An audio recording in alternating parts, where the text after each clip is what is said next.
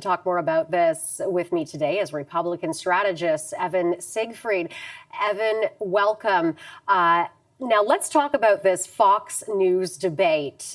Question is, will Kamala Harris agree to it? Well, Renee, I think she should. But let's be honest here. Donald Trump is misrepresenting the invitation that Fox News presented. Fox News presented a couple of days ago an invitation to both the Harris and the Trump campaigns to appear on September 17th in Pennsylvania with the moderators Bret Baier and Martha MacCallum. And they never said anything about an audience. They never said anything about rules. And they never said anything about September 4th. So Donald Trump is basically pretending that this debate, or the terms he put out in his truth last night, are the actual terms of the debate. So the Harris campaign should look at this and say, wait a second, what are the details of who's the audience going to be? Is it going to be Trump rally supporters, or is it going to be entirely undecided voters who are there for an education on who they want to vote for? And also, what are the parameters? What are the rules? Will the mics be cut like they were in the first debate with Joe Biden? Stuff along those lines. Now, do you think Trump will follow through with a debate if it either isn't on Fox News or if it is, but his parameters are not met? Well, I think he risks more than he could gain from going into a debate that wouldn't be with Fox News. With all due respect to Bret Baier and Martha MacCallum, they are fine line, top of the notch journalists.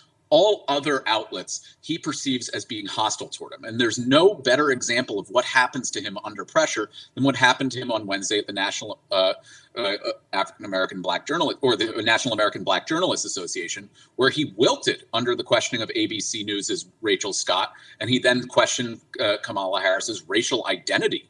And that is the type of thing that is such a disaster for Donald Trump, because for the last 4 years, he's been banned from a lot of the platforms that we would get the day in, day out drama and grievance from him that Americans really decided he was unfit to be president because of. And when he was banned from those platforms, he sort of receded into the distant past. And now with what happened on Wednesday, American voters are tuning back in and saying, wait a second, that's why we didn't like Donald Trump in the first place.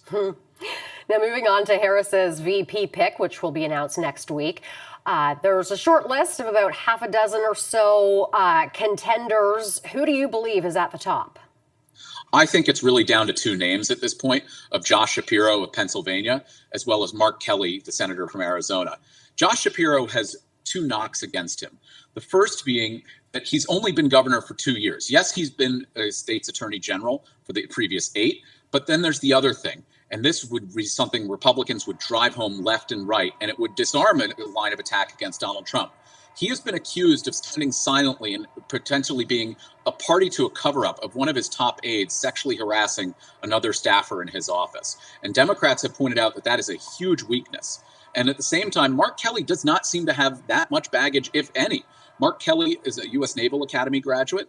He was a fighter pilot in the first Gulf War, flying almost 40 combat missions. He then became an astronaut, and then he went on to become a spouse as supporting Gabrielle Giffords, the former member of the House. And he was able to step back and away from the spotlight when Gabrielle Giffords was a member of Congress and a prime figure. And that is something I think that the Harris team, and particularly the vice president, will appreciate in a vice president, somebody who won't overshadow.